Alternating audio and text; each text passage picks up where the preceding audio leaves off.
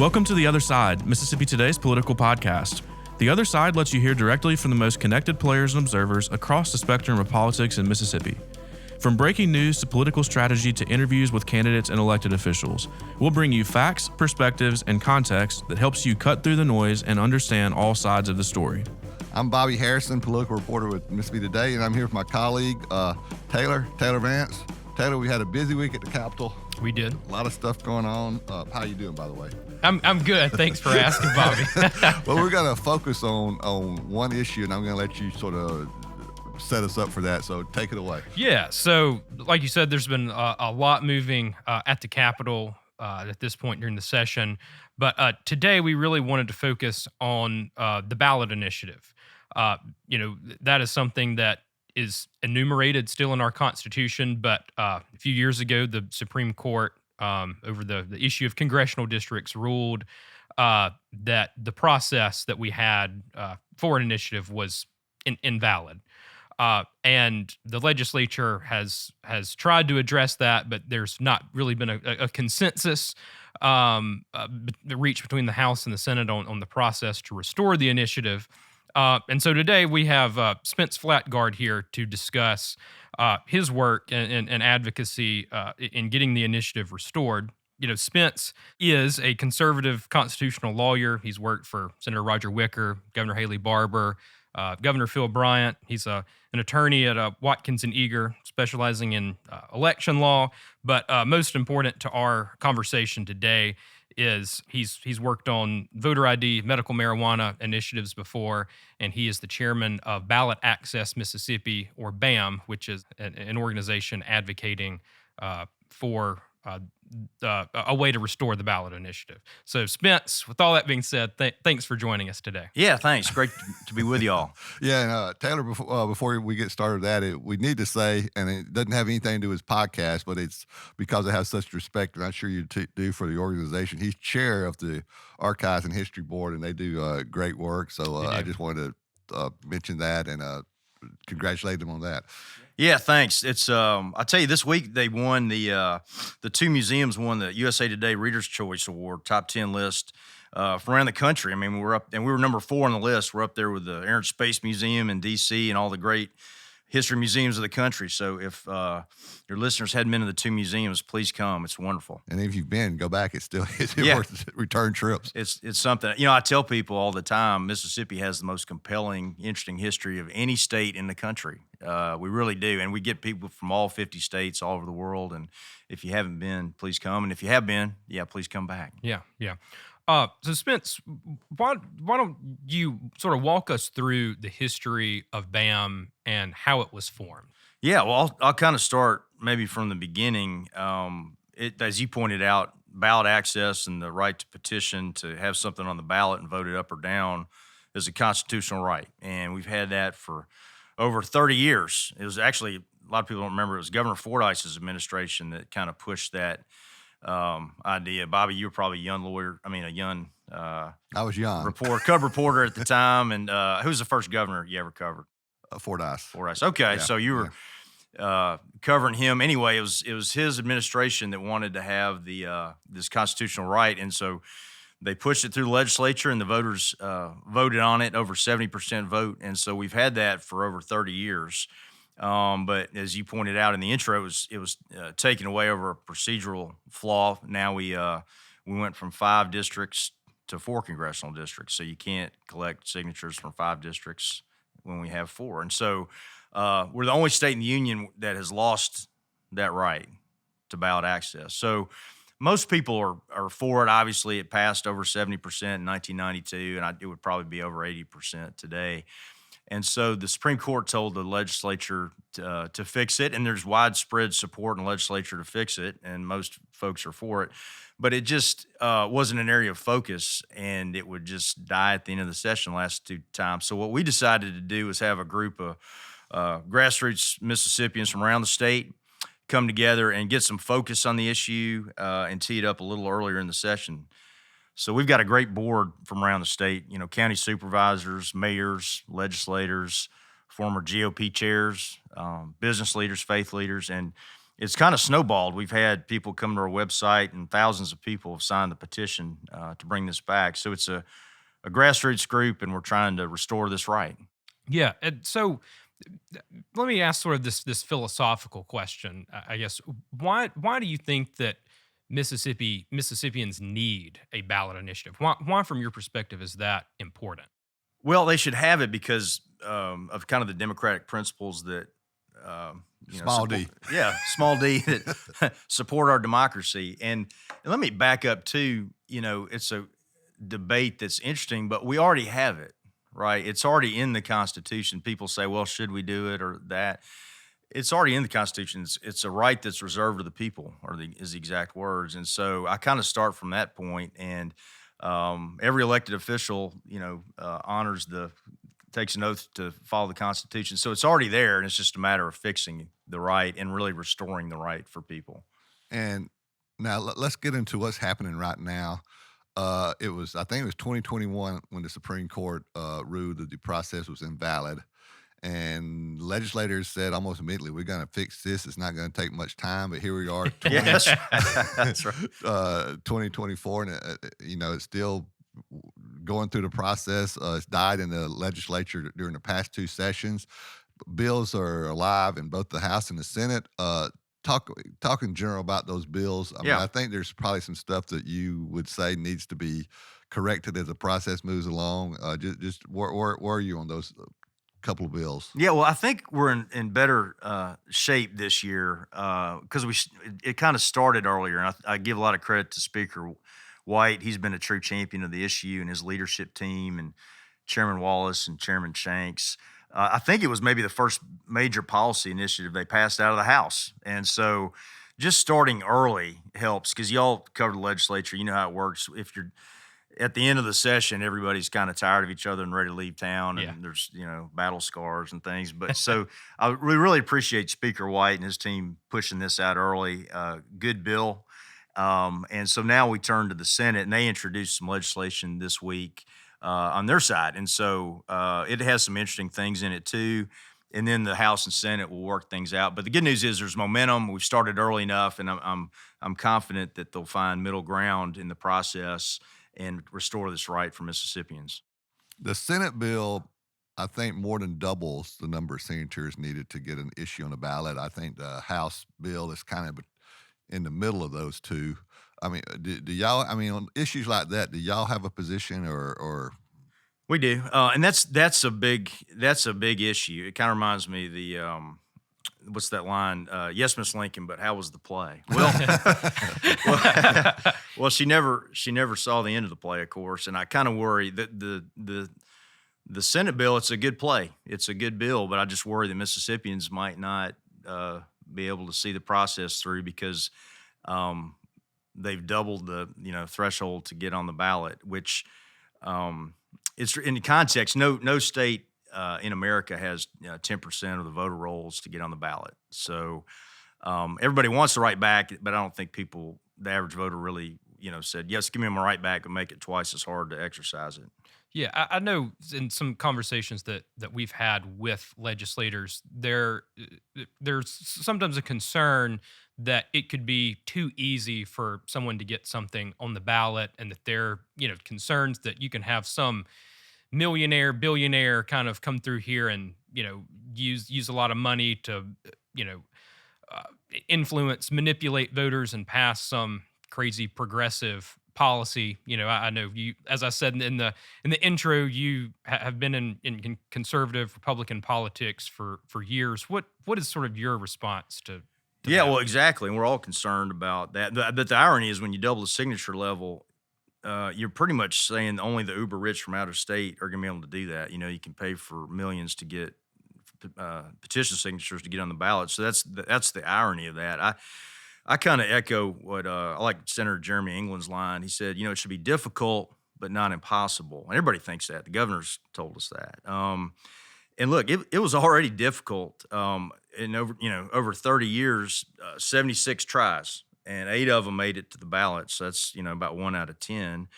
And then of those, I think we had 3 that passed, and they were all conservative issues. There weren't any left wing ideas. It was voter ID, which the Republican Party pushed, eminent domain, which Farm Bureau did, and then of course medical marijuana, which Trump and Biden were for that. That wasn't partisan, maybe libertarian, if anything. So we never really saw. My friends on the right are worried about, is there going to be some out of state billionaire that pushes some liberal agenda? We've never seen that in Mississippi, so I don't think we'd see it in the future. Yeah, and just kind of staying on the topic of what's in the bills that may be of some concern. The Senate bill, I believe this would be the only state in the country, the Senate bill, if the Senate bill became law as it is now, to pass an initiative, you need a 60% vote of the people, which is a high margin. Yeah, that's no state in America has a 60% for a statute. And remember, our constitutional process, and we've amended the Constitution with 50% plus one. And so just a statute to go to 60%, again, no state in America does that. And not even the Senate rules, it's 50% plus one for a general bill. So, with revenue at 60%, a revenue tax increase or decrease, and maybe that might be an area of compromise. Maybe they could say, okay, we're going to insist on 60%, but that's just for, revenue items. But for just general, issues, let's just leave it at 50% plus one. Yeah. And I know you probably don't want to wade in too much on this, but I feel like I have to ask it. Yeah. In both House and Senate proposals, there is language in there that would prevent organizers or petitioners from placing any abortion-related topic on the ballot. Do y'all have a position on that at all? Yeah, that's always abortion, of course, is a hot topic on a Monday morning for sure. But we don't with our morning coffee. We don't weigh in on any policy issues. We just want to restore the right. After this thing passes, we're going to shut the organization down. We don't weigh in. I'm pro-life, but it's not about any policy issue or anything like that. Will y'all stay in business, so to speak, once it passes the legislature until it goes to the ballot? So that's a good question. So hopefully it'll pass. The way the process works, it's a constitutional amendment, and again, the voters, it's our Constitution, and so we have the right to vote on it whenever it's amended. This would require a constitutional amendment, and so the voters would vote on it in November. Big turnout election. And so we would stay involved to make sure the public was, educated, and I don't have any doubt it would pass like it did, in 1992. So y'all would try and help get it across the finish line. That's right. That's what we're here to do. It's a marathon, not a sprint. I think we're in the last couple miles here in the legislative session, and then we'll, I guess, maybe have another marathon, and we all will that cover and are involved in politics through November. But we'll do that, and then the day after the election, we'll just shut this thing down and let voters have the right back, and whatever they want to see on the ballot, it's up to them. So you're optimistic this year? Yeah, I'm very optimistic. Were you optimistic in 2023 and 2020? Yeah, I'm a glass half full guy. But we could see there wasn't a mechanism to really focus people and get them started early, and so looking back, I probably shouldn't have been as optimistic as I was. But this year I am. I mean, Speaker White right out of the gate, with a good bill, and then the Senate's interested in it. We're having this conversation early in the session. It's good. And look, there's been some things in the Senate bill we've talked about which I didn't love, but a lot of good provisions, and they put a lot of thought into this. They have a provision that says, once the voters pass something, the legislature can't come take it away. Within a 2-year safeguard time period. That's great. They don't have a legislative alternative in there, which is that confusing deal. Like, are you for it or against it? Are you for A or B? And at that point, so anyway, some great. It's a great bill if we could get past the signature threshold, and then also maybe tweak that 60% deal. Well, one thing that some proponents of the initiative have talked about, and to me, the language in both bills is at least for a layperson like me, difficult to, kind of confusing. But some people have argued that under both bills, if the sponsor's going to present an initiative proposal, that involves money, that the process to do that is kind of burdensome and it will be hard to do. Do y'all? I mean, have y'all?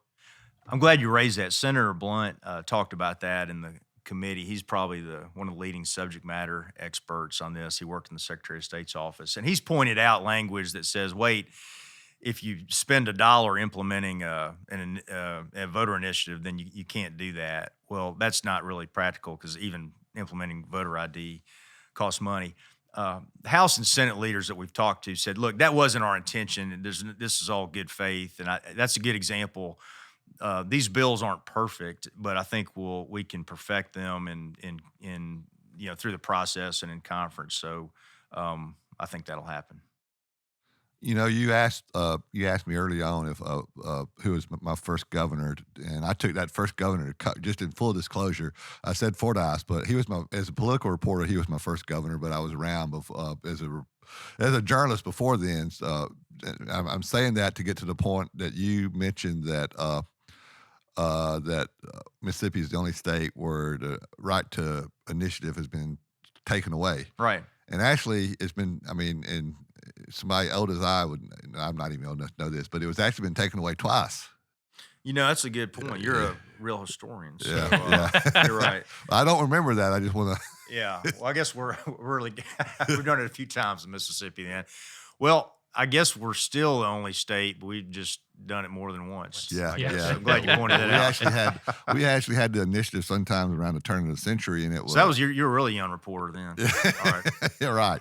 And I was a toddler. Did they have pen and paper back then? I was a toddler then, but it was stripped. It was stripped by the court back then too, and wasn't reinstated to, as you said, until the early '90s. So it's Mississippi has had a sort of, if you will, a checkered past with the initiative process. That's interesting, isn't it? We'll get there though. I'm optimistic, and we'll do it. Hey, you asked about the fiscal provisions too, and there's another point that's in both bills I think is worth mentioning, and is a good thing, that if you have a proposal and you want to spend money, you have to get an estimate so voters know how much it's going to cost and where's the money going to come from. And both the House and Senate kind of have those pay-for provisions with their legislation. So that's in those bills. I think that's a good thing, so that voters are educated on it, and you have to do the hard work of where's the money coming from. So, yeah.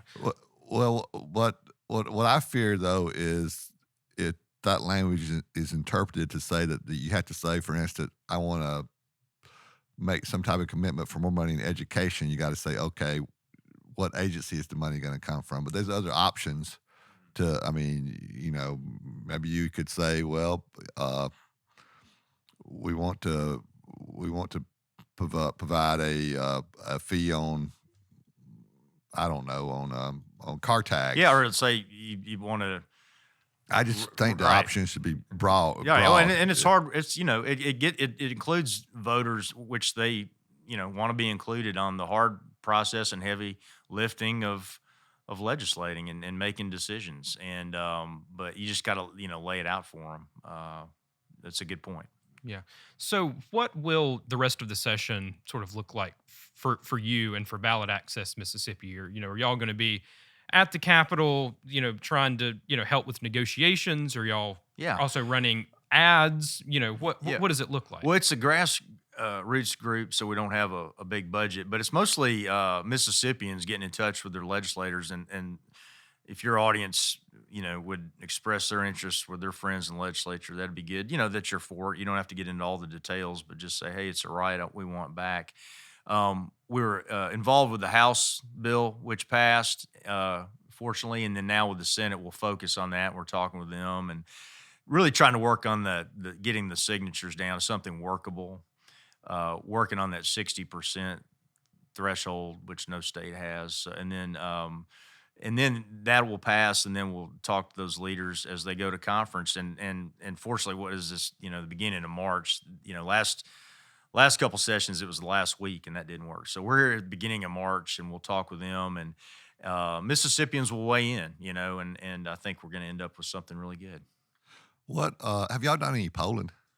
No, I wish we could. If we had the money, we'd do it. But my poll is basically in 1992 when over 70% of Mississippians voted for it. And I've heard anecdotally Governor Reeves said, it's about like that on the campaign trail last year, and so it's almost one of those issues I don't even think we need to poll. I mean, who's against having that right? Yeah, restored? I have a theory that you're right, that people are for it, but when because we were doing some polling and it doesn't, I mean, it was a strong majority vote, well, not vote, but poll results showing a favor, people being in favor of the initiative. But I think it would have been high. But I think some people, they're for the concept, but they just don't know the term initiative. Yeah. If that makes sense. That's fair. Yeah.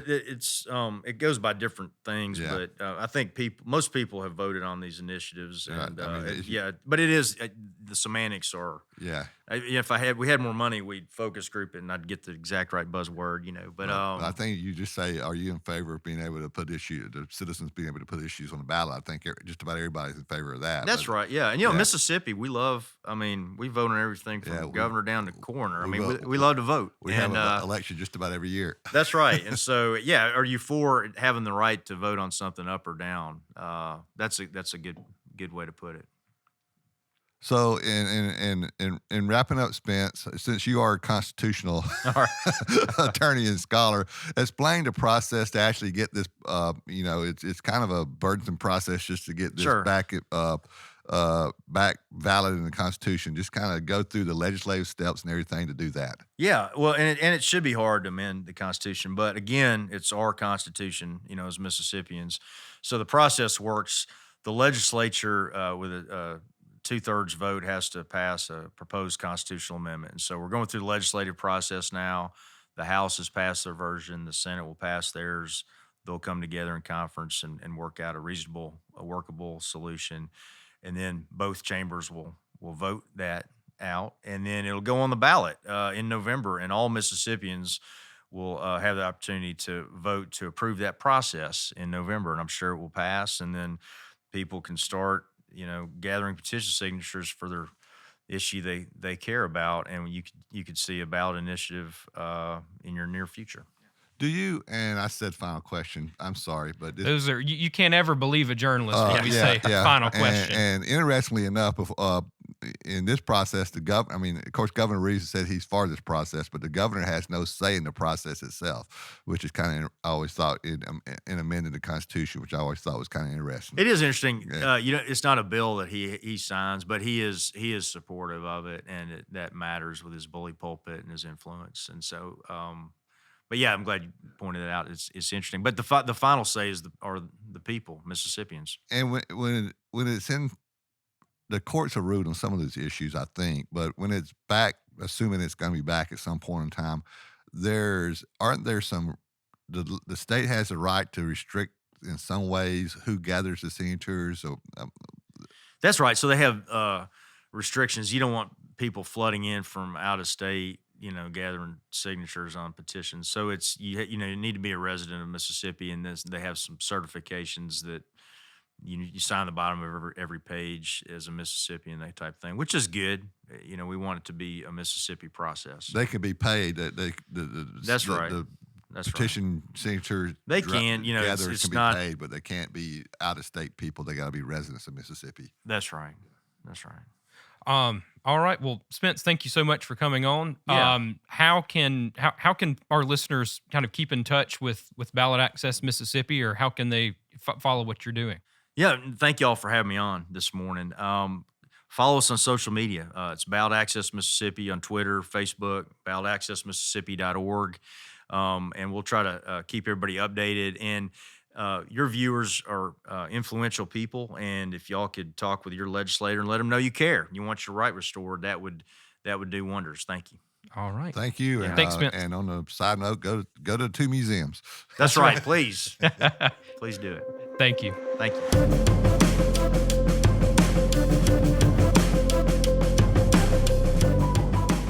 As we cover the biggest political stories in the state, you don't want to miss an episode of The Other Side.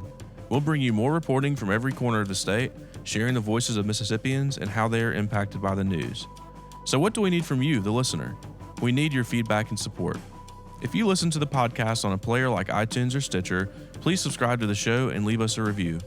We also have an email in which you can share your feedback, That address is podcast@mississippi-today.org. Y'all can also reach out to me or any of my colleagues through social media or email. And as always, thank you for your feedback and support. Subscribe to our weekly podcast on your favorite podcast app or stream episodes online at mississippi-today.org/theotherside. For the Mississippi Today team, I'm Adam Ganeshow.